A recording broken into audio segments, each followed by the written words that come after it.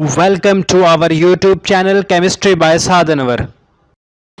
Hello मेरे प्यारे students, मेरे प्यारे दोस्तों, अगर आप मेरे इस यूट्यूब के चैनल पर नए हैं तो जाते जाते काइंडली इस चैनल को सब्सक्राइब जरूर करते जाएं और बेल आइकॉन घंटी के बटन को जरूर दबाएं ताकि मेरी हर अगली नई आने वाली वीडियो आप तक उसका नोटिफिकेशन आप तक पहुंचे। और अगर आपको ये टॉपिक समझ में आया है, ये वीडियो पसंद आई है, तो अपने दोस्तों के व्हाट्सएप ग्रुप, सोशल जितने भी ग्रुप्स हैं, सारे सर्कल में इस वीडियो को सर्कुलेट कर दो, इस वीडियो को घुमा दो।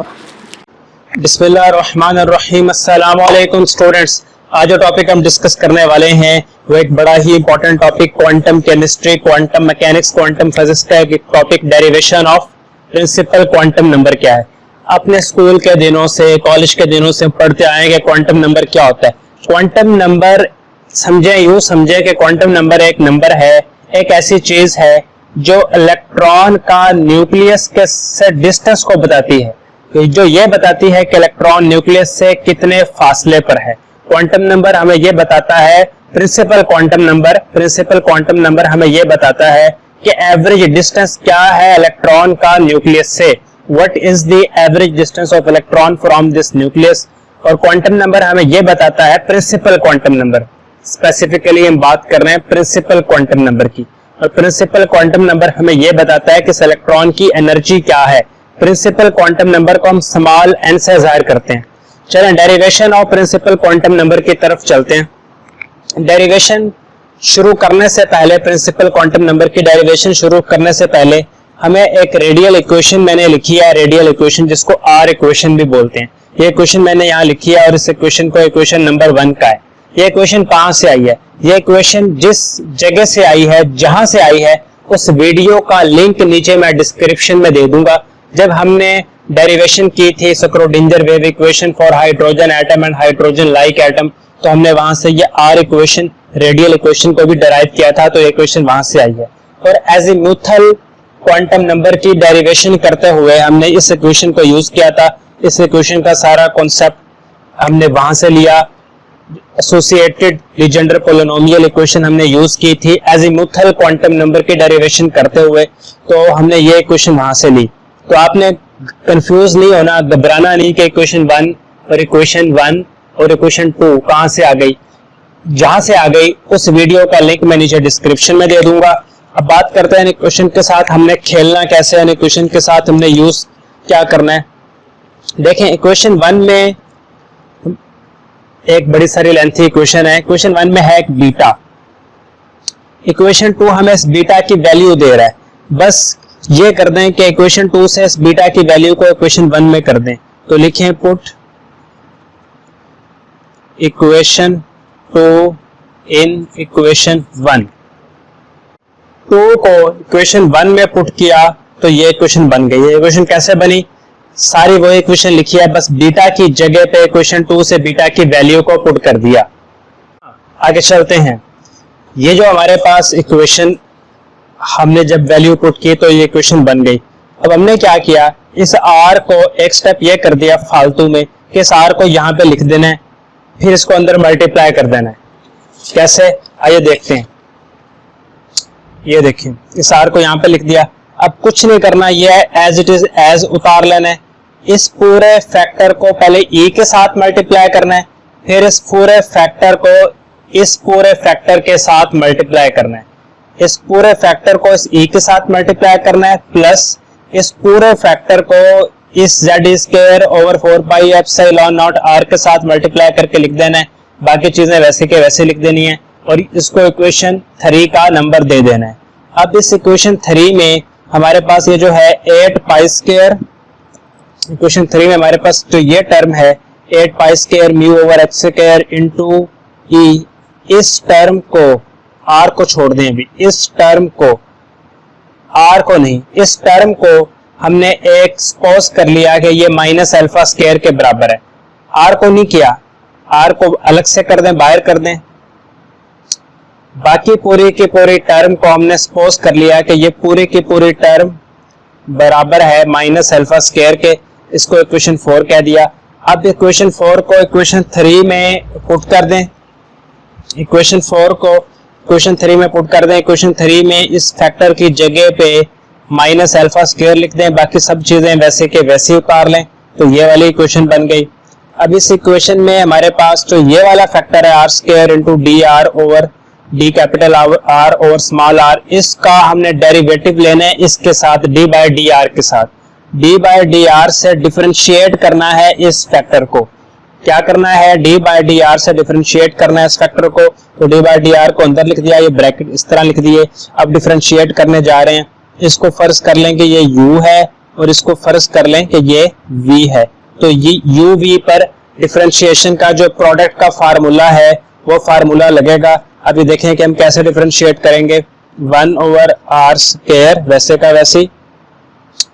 आर स्क्वायर को भी रख लें कांस्टेंट, आर स्क्वायर को कांस्टेंट्स रख लें और D over D R differentiate करेगा इसको D capital R over D small R plus D capital R over D small R को कांस्टेंट रखा था, को डिफरेंशिएट किया था। अब इसको कांस्टेंट रख दें और आर स्क्वायर को कांस्टेंट रखा था, तो आर स्क्वायर को डिफरेंशिएट करें डी बाय डी आर के जरिए। क्या किया इसमें? हमने आर स्क्वायर को कांस्टेंट रखा और डी बाय डी आर को अप्लाई किया d capital R over D r पे, plus D capital R over D r को डिफरेंशिएट कर चुके। अब d capital R over D r को कांस्टेंट रखा और इस आर स्क्वायर को डिफरेंशिएट किया with d by D r. बाकी के सारे टर्म वैसे के वैसे लिख दें, के सारे टर्म वैसे के वैसे लिख दें। आगे चलते हैं। 1 ओवर आर स्क्वायर, यहां से आर स्क्वायर डी, ये देखें डी, जब ये क्या हो जाएगा D square R over D R square plus D capital R over D small R. इसके से इसको जब डी बाई डी आर से करेंगे तो ये हो जाएगा 2r और ये टर्म, दोनों टर्म वैसे के वैसे हम लिख देंगे। टर्म हमने वैसे के वैसे लिख दी, वैसे के वैसे लिख दी। अब ये आर स्क्वायर और ये 2r, ये 1 ओवर आर स्क्वायर के साथ जब मल्टीप्लाई होगा तो ये कैंसिल हो जाएगा। इसको अगले पेज पे कैंसिल कर देते हैं।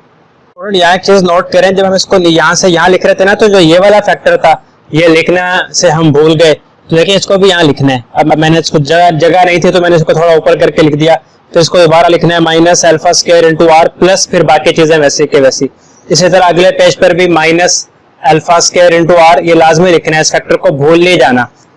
चूंकि जगह नहीं है इसलिए जरा ऊपर करके लिख दिया, वरना इसकी एग्जैक्ट जगह यही बन रही है।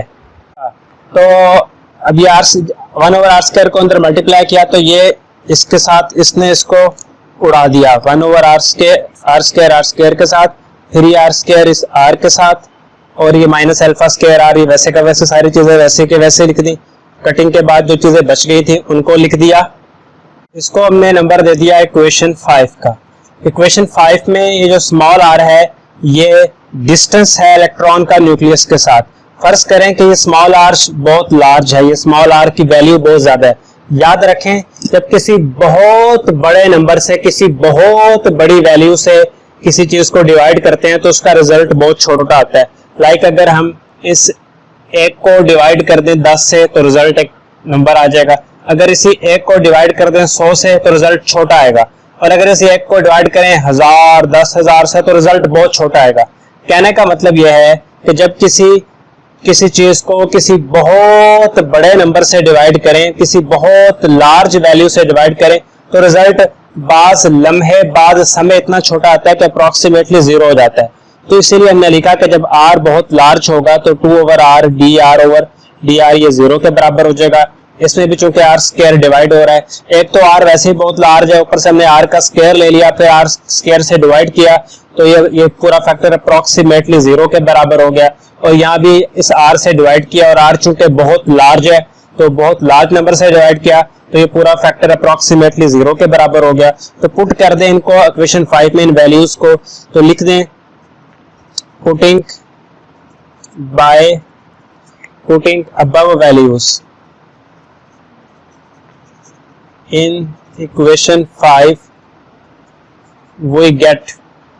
जब इनको पुट कर देंगे तो ये यहाँ से आएगा D square capital R over D R square, इसकी जगह पे 0 आ जाएगा, minus alpha square capital are, ये फैक्टर भी 0 हो जाएगा और ये फैक्टर भी 0 हो जाएगा, और सिर्फ जो इक्वेशन बचेगी वो ये वाली इक्वेशन बचेगी। इसको नंबर दे दें इक्वेशन 6 का। अब इक्वेशन 6 क्या है इसके बारे में बात करते हैं। याद रहे कि इक्वेशन जो 6 है इसके बारे में हम अब डिस्कशन करने वाले हैं। इक्वेशन 6 एक सेकंड ऑर्डर डिफरेंशियल इक्वेशन है। Equation 6 is a second order differential equation. Equation 6 एक सेकंड ऑर्डर डिफरेंशियल इक्वेशन है और इसका एक सॉल्यूशन है and has a general solution. वो जनरल सॉल्यूशन क्या है? तो जनरल सॉल्यूशन इक्वेशन 6 का ये है कि कैपिटल R बराबर है e raise to power plus minus alpha into R। इसको इक्वेशन 7 का नंबर दे दें। अब यहाँ एक सवाल पैदा होता है कि इक्वेशन 6 से इक्वेशन 7 कैसे आ गई। इक्वेशन 6 तक तो बात ठीक है, इक्वेशन 6 एक सेकंड ऑर्डर डिफरेंशियल इक्वेशन है और उसका जनरल सॉल्यूशन ये है जो जिसको हमने इक्वेशन 7 दिया। देखें इक्वेशन 6 एक मैथमेटिक्स की इक्वेशन है। रियाजी दानों ने इक्वेशन 6 जो कि एक सेकंड ऑर्डर डिफरेंशियल इक्वेशन थी, मैथमेटिशियन ने, मैथमेटिक्स का अच्छा नॉलेज रखने वालों ने इसको जब सॉल्व किया, इस इक्वेशन को सॉल्व किया, इस इक्वेशन को सॉल्व करने से एक रिजल्ट आया, वो रिजल्ट इक्वेशन 7 है। अब आपको अगर दिलचस्पी है कि इक्वेशन 7 को कैसे सॉल्व किया, इक्वेशन 7 के साथ क्या गुल खिलाए कि इक्वेशन 7 का रिजल्ट इस फॉर्म में आ गया, तो इसके लिए आपको मैथमेटिशियन की जरूरत पड़ेगी, रियाजी दानों से दोस्ती गांठनी पड़ेगी। मैं आपकी इसमें मदद कर सकता हूँ, ये चीज आपको किताबों में नहीं मिलेगी। मैं आपको बता सकता हूँ कि इक्वेशन 7 जो कि एक सेकंड ऑर्डर डिफरेंशियल इक्वेशन है, मैथमेटिक्स की सेकंड ऑर्डर डिफरेंशियल इक्वेशन है, इसको सॉल्व करने से कैसे इक्वेशन 7 बनती है, आइए देखते हैं। टॉपिक का हिस्सा इस तरह से है कि हमें यह समझ आए कि किस तरह इसको सॉल्व करके इसका सोल्यूशन निकालना है, तो मैं आपके सामने करूंगा। अगर वीडियो लेंथी हो जाए तो आपने घबराना नहीं है मेरे प्यारे दोस्तों। देखिए इसको हम कैसे सॉल्व करते हैं। ये इक्वेशन 6 है, इसको हमने सॉल्व करना है, इसका बड़ा आसान तरीका है। हमें पता है कि इक्वेशन 6 का जो सोल्यूशन हमने देखा वो एक एक्सपोनेंशियल फॉर्म में आया, तो हम लिख सकते हैं कि expecting a solution of equation 6 in exponential form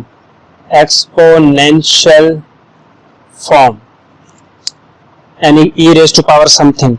So let first करें, let capital R बराबर है e raised to power m r, ये फर्ज कर लें और इसको कह दें कि ये इक्वेशन A है।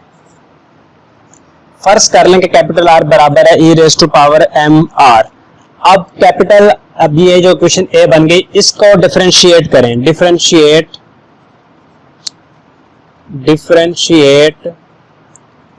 Above equation A by D by D R के साथ इक्वेशन 8 को डिफरेंशिएट, इक्वेशन A को डिफरेंशिएट करें तो यहाँ भी D by D R capital R, यहाँ भी D by D R e raise to power m r। तो d by D R capital R, इसकी डिफरेंशिएशन बहुत सौखी है, बहुत सिंपल है, बहुत सादा है। एक दफा आंखें बंद करके ऐसे ही लिख लें e raise to power m r, और फिर ये जो चीज पावर में लिखी हुई है, ये जो चीज पावर में लिखी हुई है इसको अलग से डिफरेंशिएट करें m r d by D R. तो ये हो जाएगी d capital R over d small r e raise to power m r। यहाँ से m कांस्टेंट है, r के डिफरेंशिएशन से 1 आता है तो m आ जाएगा।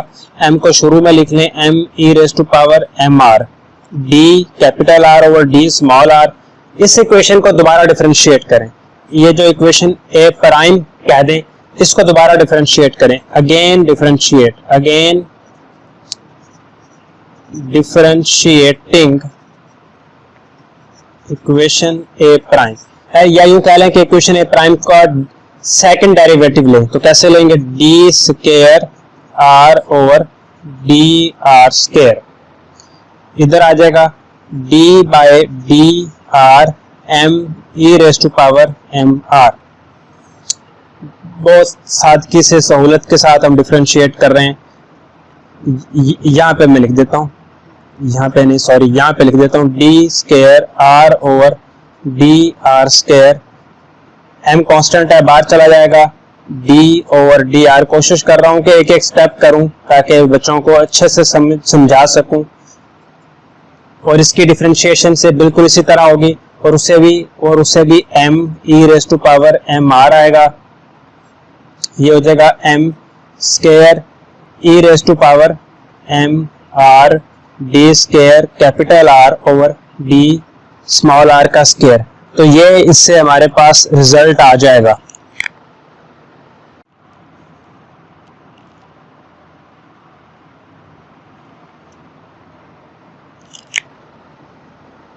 तो ये सारा सोल्यूशन है, ये सोल्यूशन मैंने सारा इसको यहाँ पे करने की कोशिश की है।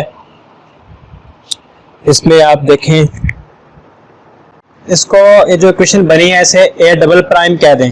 अब a डबल प्राइम को और इस a को और इस a डबल प्राइम को पुट कर दें इक्वेशन 6 में।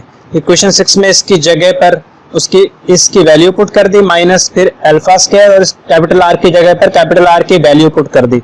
सिंपली फिर यह किया कि e raise to power M R को कॉमन ले लिया तो M square minus alpha square हो गया। अब याद रहे, या तो ये चीज 0 के बराबर है या फिर e raise to power M R 0 के बराबर है, तभी ये इक्वेशन होल्ड करती है। तो e raise to power M R कभी भी 0 के बराबर नहीं हो सकता, e raise to power M R कभी भी 0 के बराबर नहीं हो सकता।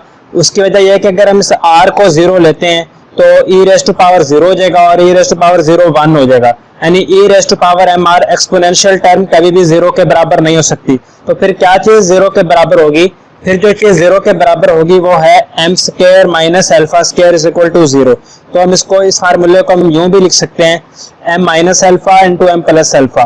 तो m माइनस अल्फा को भी 0 के इक्वल पुट कर दें और m प्लस अल्फा को भी 0 के इक्वल पुट कर दें। तो यहाँ से m की वैल्यू प्लस अल्फा आ जाएगी और यहाँ से m की वैल्यू माइनस अल्फा आ जाएगी। यानी कि हम लिख सकते हैं, अगर हम यहाँ से देखें तो m की वैल्यू प्लस अल्फा और m की वैल्यू माइनस अल्फा, तो हम इस बात को कुछ इस तरह से भी लिख सकते हैं कि m की वैल्यू आ गई प्लस माइनस अल्फा, यानी m की वैल्यू प्लस माइनस अल्फा आ गई। अब जो m की वैल्यू प्लस माइनस अल्फा है इसको इक्वेशन a में पुट कर दें। Put m is equal two plus minus alpha in equation a। Put m is equal two plus minus alpha in equation a। जो m की value plus minus alpha है इसको इस इक्वेशन a में इस m की जगह पे पुट कर दें तो r किसके बराबर हो जाएगा? कैपिटल R बराबर हो जाएगा e raise to power plus minus alpha into r। तो यही हमारा वो सोल्यूशन था जिसके पीछे हम लगे हुए थे, यही हमारी वो इक्वेशन थी। ये देखें, ये इक्वेशन 6 थी जिसको जब हमने, जिसका ये सेकंड ऑर्डर डिफरेंशियल इक्वेशन थी, इसको हमने सॉल्व किया, इस इक्वेशन 6 को हमने सॉल्व किया और सॉल्व करने से हमारे पास जो सोल्यूशन आया वो कुछ इस तरह ही से आया। इसलिए हमने यहाँ पे लिखा है r is equal to e raise to power plus minus alpha r। तो ये सोल्यूशन हमने प्रूव कर दिया और इसको हमने इक्वेशन का 7 का पहले ही नंबर दे दिया था। तो यहाँ से आगे चलते हैं। तो इक्वेशन 7 जो कि सेकंड ऑर्डर डिफरेंशियल इक्वेशन का सोल्यूशन है वो हमने लिख ली। इसका मतलब है e raise to power plus minus alpha का मतलब है एक दफा प्लस के साथ और एक दफा माइनस के साथ। अब याद रहे कि ये दो सोल्यूशन में से एक एक्सेप्टेबल है। तो e raise to power plus alpha r ये वाला फिजिकली एक्सेप्टेबल नहीं है। जो नहीं है इसकी रीजन पर बात करते हैं। जो फिजिकली एक्सेप्टेबल सोल्यूशन है वो सिर्फ ये वाला है। ये वाला फिजिकली एक्सेप्टेबल सोल्यूशन नहीं है। उसकी वजह है, उसकी वजह क्या है? उसकी वजह को खोजते हैं, उसकी वजह को जांचते हैं। देखें r, इसको जरा जांचते हैं। r is equal to e raise to power plus alpha r। अगर स्मॉल r जो कि इलेक्ट्रॉन का न्यूक्लियस के साथ डिस्टेंस है वो इन्फिनिटी हो जाए, small r goes to infinity, तो यहाँ पुट करें capital R is equal to e raise to power plus alpha, small r की जगह पुट कर दें infinity. r is equal to infinity, इससे मल्टीप्लाई होकर इन्फिनिटी हो जाएगा। इन्फिनिटी किसी से मल्टीप्लाई होकर उसको इन्फिनिटी कर देता है। और याद रहे कि e raise to power infinity किस चीज के बराबर होती है? ये इन्फिनिटी के बराबर होती है। e raise to power infinity बराबर होती है इन्फिनिटी के, तो r भी हो जाएगा इन्फिनिटी और r इन्फिनिटी हो गया। और हम चाहते हैं कि r इन्फिनिटी ना हो, r फाइनाइट हो, इसीलिए जो ये वाला हमारा सोल्यूशन है r is equal to e raise to power plus alpha r, ये फिजिकली एक्सेप्टेबल सोल्यूशन नहीं है। फिजिकली एक्सेप्टेबल सोल्यूशन नहीं है because r has to be finite, r को होना चाहिए फाइनाइट, r की फाइनाइट वैल्यू होनी चाहिए, इनफिनिट नहीं होना चाहिए। लेकिन जब हम इस सोल्यूशन को यूज करते हैं for large value of small r, तो कैपिटल R इनफाइनाइट हो जाता है, जो कि हमें मंजूर नहीं है। तो हमारे पास फिर ऑप्शन क्या बचती है, ये वाली, ये हमारा फिजिकली एक्सेप्टेबल सोल्यूशन है। इसको चेक कर लेते हैं, r is equal to e raise to power minus alpha small r। अगर r large value of r, अगर r की बहुत ज्यादा वैल्यू हो, इतनी ज्यादा वैल्यू हो, स्मॉल r की इतनी ज्यादा वैल्यू हो कि ये हो जाए स्मॉल r इन्फिनिटी हो जाए, तो इसमें पुट करें, पहले यूं कर लें, r is equal to 1 over minus है तो e raise to power plus alpha r हो जाएगा। वैल्यू पुट करें, r is equal to 1 over e alpha, इस स्मॉल r की वैल्यू क्या है, इन्फिनिटी। इन्फिनिटी जिस चीज के साथ मल्टीप्लाई हो जाता है तो उसे इन्फिनिटी कर देता है, और हम जानते हैं कि इन्फिनिटी e की पावर इन्फिनिटी लें तो ये बराबर होती है इन्फिनिटी के। तो यहाँ r is equal to 1 over a की पावर जब हमने इन्फिनिटी ली तो वो आ गई इन्फिनिटी, और 1 ओवर इन्फिनिटी किसके बराबर होता है, याद रहे 1 ओवर इन्फिनिटी बराबर होता है 0 के।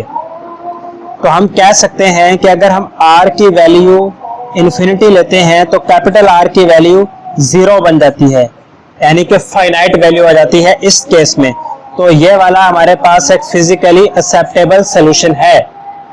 यहाँ हमने ये साबित कर दिया कि अगर R की वैल्यू प्लस वाली लेते हैं तो वो एक्सेप्टेबल सोल्यूशन नहीं है, क्योंकि उससे इन्फिनिटी रिजल्ट आ रहा है, और अगर r की वैल्यू माइनस अल्फा वाली लेते हैं तो उससे r की वैल्यू आंसर 0 आ रहा है, यानी कि वो इन्फिनिटी नहीं आ रहा, फाइनाइट सोल्यूशन आ रहा है। इसलिए यही हमारे पास एक एक्सेप्टेबल सोल्यूशन है, ये एक्सेप्टेबल सोल्यूशन है। तो हमने क्वेश्चन 8 का नंबर दे दिया जो एक्सेप्टेबल सोल्यूशन है, इसको डिफरेंशिएट करना है बाय डी आर से। देखें मैं इसको डिफरेंशिएट कर रहा हूँ, यहाँ पावर को डिफरेंशिएट करेंगे तो e raise to power minus alpha r, यहाँ से हमारे पास सिर्फ माइनस अल्फा आ जाएगा, माइनस अल्फा शुरू में लिख दें e raise to power alpha r, और यहाँ से d capital R over d small r।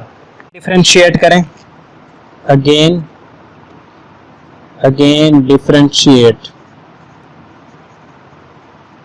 दोबारा डिफरेंशिएट करें बाय डी आर के साथ, इसको दोबारा डिफरेंशिएट करें तो D square R over D R square हो जाएगा।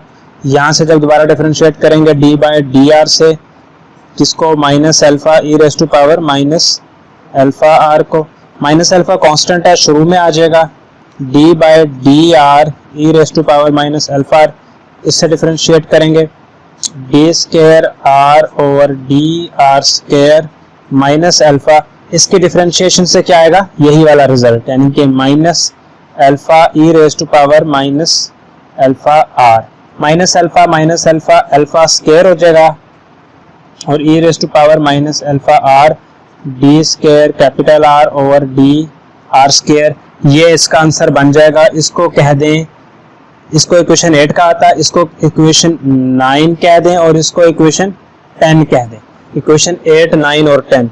अब क्या करना है बच्चों, है कि जो ये हमारे पास इक्वेशन 5 थी, पीछे जो हमने इक्वेशन 5 लिखी थी, इक्वेशन 5 में ये जो D square R over D R square है, इसकी जगह पे इक्वेशन 10 से उसकी वैल्यू पुट कर देनी है। ठीक, इक्वेशन 10 से उसकी वैल्यू पुट कर देनी है, और D R over D capital R over D small R, इसकी जगह पे इक्वेशन 9 से उसकी वैल्यू पुट कर देनी है, और इस कैपिटल आर की जगह पे इक्वेशन 8 से उसकी वैल्यू पुट कर देनी है, यानी कि इक्वेशन 8, इक्वेशन 9 और इक्वेशन 10 को इस इक्वेशन 5 में पुट कर देना है। 9, 8, 9 एंड 10 इन इक्वेशन 5, यहाँ जगह जरा कम है, मैं तो अगले पेज पे करने लगा हूँ। कर दिया इक्वेशन 8, 9 और 10 को इक्वेशन 5 में, पुट करने के बाद कुछ कटेगा, ये प्लस का, ये माइनस का, ये प्लस का है, तो ये वाला इसके साथ कट जाएगा और जो चीज बाकी बच जाएगी वो क्या बच जाएगी, एक ये फैक्टर बच जाएगा plus minus -2 over small R alpha E raise to power minus alpha small R, एक ये चीज बच रही है plus 8 pi square mu Z ई square capital R over H square 4 pi epsilon naught into small R, और साथ में क्या चीज बच रही है माइनस ये वाला factor L into L plus 1 capital R over small R का स्क्वायर इज इक्वल टू 0। तो ये वाली इक्वेशन बच रही है, इसको हम इक्वेशन नंबर का दे देते हैं। पहले वाली इक्वेशन 10 थी तो इसको इक्वेशन 11 कह दें, इक्वेशन 11 का नंबर दे दें। अब इस इक्वेशन 11 के साथ हमको आगे खेलना है, कह दें कि ये मान लें, आप ये बात मान लें कि जो ये इक्वेशन 11 है पता है इक्वेशन 8 से, we now from equation 8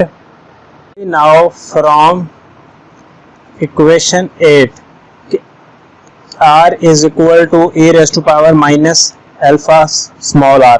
तो हम ये कर सकते हैं e raised to power minus alpha small r की जगह पे, इसकी जगह पे कैपिटल R को पुट कर दें, तो कर सकते हैं, तो कर दें -2 ओवर स्मॉल r अल्फा, इसकी जगह पे आ जाएगा कैपिटल R प्लस बाकी सारी चीजें वैसे का वैसे 8 पाई स्क्वायर म्यू जेड ई square capital R over H square, तो जो 4 pi epsilon naught into small r minus L into L plus 1 capital R over small r is equal to 0। बाकी सारी चीजें वैसे के वैसे ही, इसको कह दें इक्वेशन 12 और इक्वेशन 12 को मल्टीप्लाई कर दें r के साथ, multiply equation 12 by small r on both sides.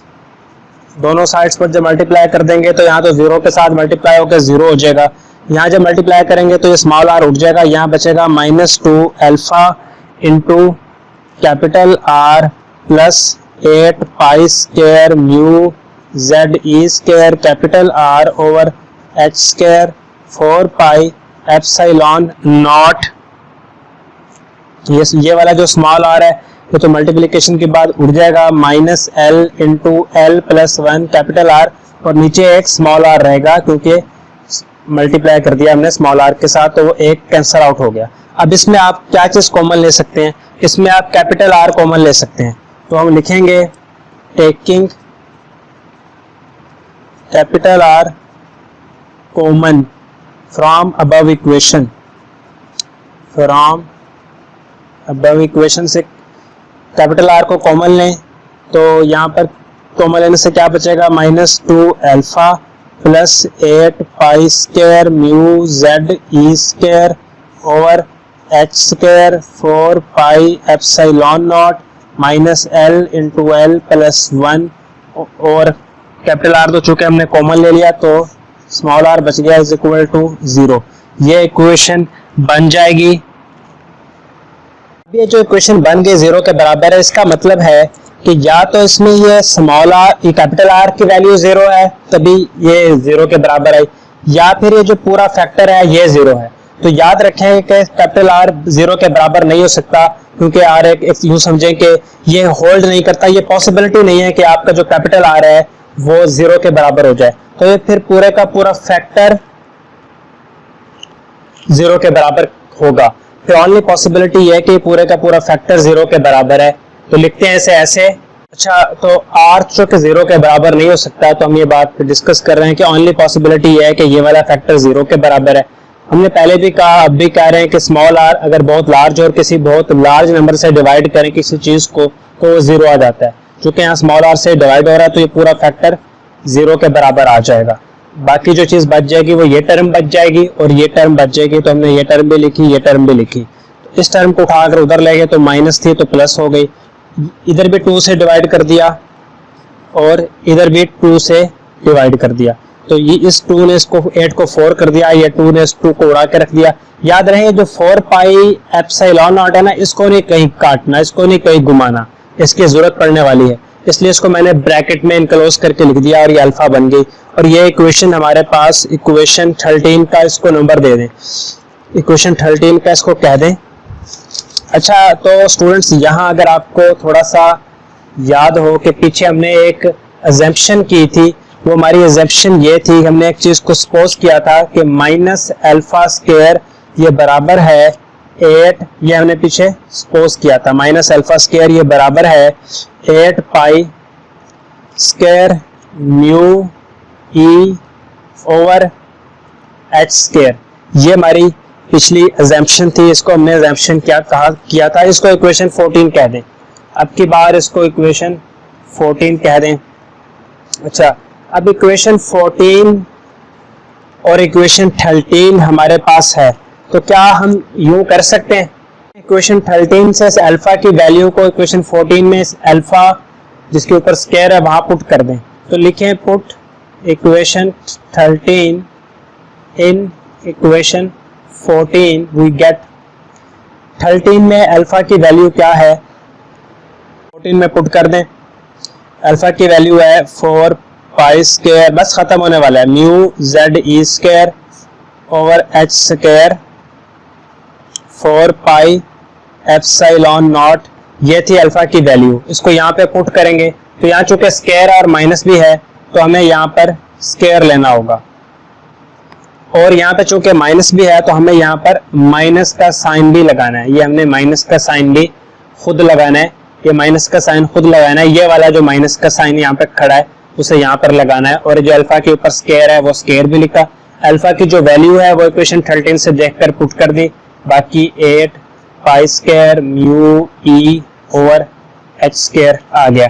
अब इस स्क्वायर को अगर हम ओपन करें, माइनस ना स्क्वायर से बाहर है तो उसे प्लस नहीं करना, ओपन करें तो 4 का स्क्वायर 16, पाई पे पहले स्क्वायर है, अब स्क्वायर 4 हो जाएगा, म्यू का स्क्वायर हो जाएगा, जेड का स्क्वायर हो जाएगा, ई का पहले स्क्वायर था अब हो जाएगा 4 ओवर एच का पहले स्क्वायर था अब एच पे आ जाएगी 4, और ये जो 4 पाई एप्सिलॉन नॉट है इसका स्क्वायर ऐसे लिख दें, और इधर से 8 pi square mu e over H square.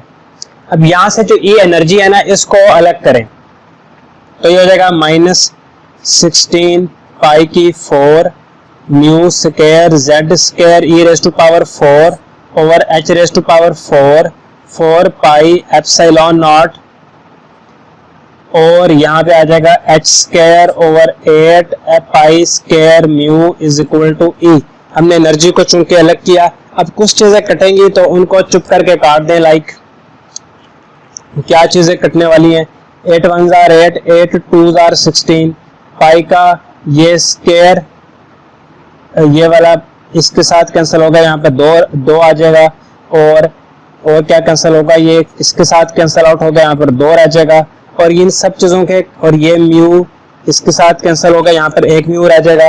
बाकी जो चीजें हमारे पास रह जाएंगी वो क्या रह जाएगा, -2 पाई की पावर आ जाएगी square mu Z square E raise to power 4 over H की पावर आ जाएगी 2 4 पाई एप्सिलॉन नॉट का स्क्वायर, और ये सब कुछ कटा गया और उड़ा गया, और यहाँ से ये कैपिटल ई एनर्जी आ गई। इसे अगले पेज पे सॉल्व करते हैं, बस खत्म होने वाला है। एनर्जी की वैल्यू है इसमें, देखें ये तब एनर्जी की वैल्यू है जब n बराबर है 1 के, जब n 1 के बराबर है तो ये एनर्जी की वैल्यू है। अगर n 1 के बराबर ना हम लेते तो यहाँ के अंदर n भी आता, तो वो n कहां पर आएगा, तो n जो नहीं आ रहा वो n कहां पर आएगा। ये क्वेश्चन क्या है, कब है, जब n की वैल्यू है 1। अगर n की वैल्यू आप 1 ना लें और n को पुट करना चाहें तो याद रखें कि n यहाँ पर आएगा, और ये एनर्जी की वैल्यू बन जाएगी -2 पाई का स्क्वायर म्यू z का square E raise to power 4 over n square h square 4 pi epsilon naught into whole. यहाँ पर n हमने नहीं लिखा, इसलिए नहीं लिखा क्योंकि n की वैल्यू थी 1।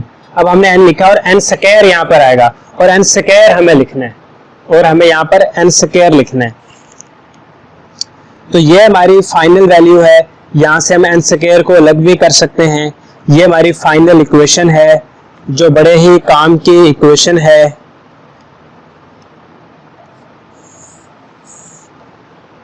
इस इक्वेशन को अंडरलाइन कर लें और इस इक्वेशन में ये जो n है n स्क्वायर, ये प्रिंसिपल क्वांटम नंबर है। ये n इज प्रिंसिपल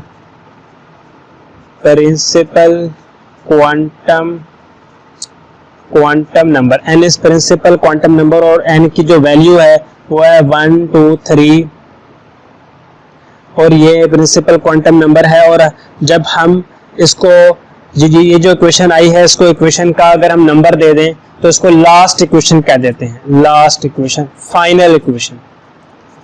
ये बोहर एक्सप्रेशन में भी हमारे पास यही इक्वेशन आती है और जब हमने क्वांटम प्रिंसिपल क्वांटम नंबर के लिए डेरिवेशन की तो भी हमारे पास यही इक्वेशन आई। तो स्टूडेंट ये था हमारा लेक्चर, काफ़ी लंबा टॉपिक था हमारा। तो इसमें से आपको कोई बात ना समझ आए, आपने कुछ पूछना हो तो काइंडली कमेंट्स में ज़रूर पूछेगा। अपना बहुत सा ख्याल रखिएगा। अल्लाह हाफिज़।